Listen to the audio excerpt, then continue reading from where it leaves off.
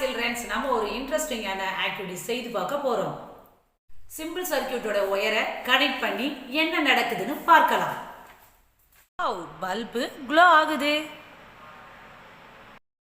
Simple சர்க்யூட்டோட ஒயரை உப்புல வச்சா bulb glow ஆகுமா ஆகாதா? வாங்க பார்க்கலாம்.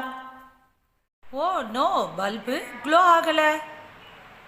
சர்க்யூட்டோட ஒயரை உப்பு கரைசல்ல வச்சா பல்பு க்ளோ ஆகுமா ஆகாதா? வாங்க பார்க்கலாம். இப்ப தண்ணீரில் உப்பை கரைக்கலாம்.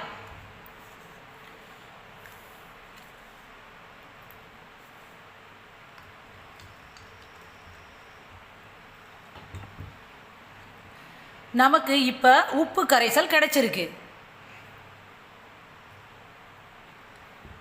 இந்த சிம்பிள் சர்க்யூட்டோட ஒயரை உப்பு கரைசலை வச்சா பல்பு க்ளோ ஆகுமா ஆகாதா? வாங்க பார்க்கலாம்.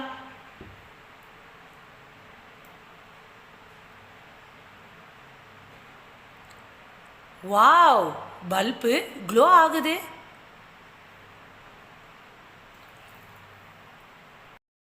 சிம்பிள் சர்க்யூட்டோட ஒயரை உப்புல வைக்கும்போது பல்பு க்ளோ ஆகலை, ஆனால் உப்பு கரைசலை வைக்கும்போது க்ளோ ஆகுது.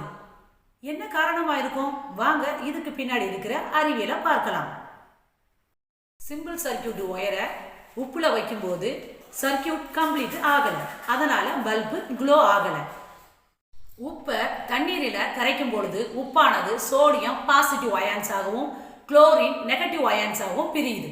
இப்போ சிம்பிள் சர்க்யூட்டோட ரெண்டு ஒயரை உப்பு கரைசல்ல வைக்கும் பொழுது sodium positive ions negative terminal நோக்கியும் chlorine negative ions positive terminal நோக்கியும் போகுது. இதனால சர்க்யூட் கம்ப்ளீட் ஆகுது, அதனால பல்பு க்ளோ ஆகுது. இதே மாதிரி இன்னொரு இன்ட்ரெஸ்டிங்கான ஆக்டிவிட்டி மூலம் சந்திக்கிறேன். வணக்கம்.